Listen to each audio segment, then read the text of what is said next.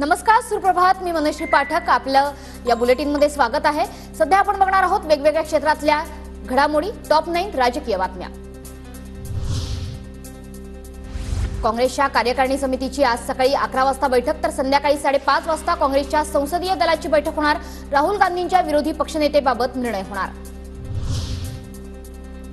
उद्या संध्याकाळी 5:30 सव्वा 7 वाजता मोदींचा शपथविधी. मोदी सलग तिसऱ्यांदा पंतप्रधान पदाची शपथ घेणार. राष्ट्रपती भवनात शपथविधीची तयारी सुरू.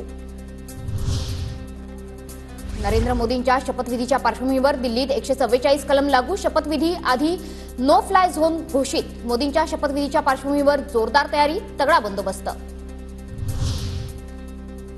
अजित पवार गटाकडून केंद्रात 2 मंत्रिपदांची मागणी. एक कॅबिनेट आणि राज्यमंत्रीपदाची मागणी. मंत्रिपदासाठी सुनील तटकरे, प्रफुल्ल पटेलांची नावं चर्चेत.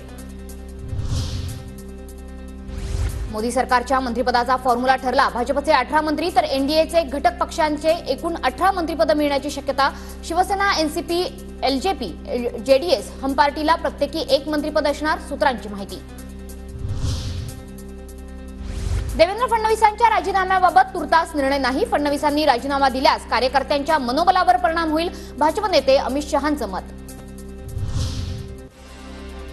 लोकसभा निवडणुकीतल्या फटक्यानंतर भाजप राज्यात जनादेश यात्रा काढणार. विधानसभा निवडणुकीपूर्वी उपमुख्यमंत्री देवेंद्र फडणवीसांच्या नेतृत्वात निघणार जनादेश यात्रा.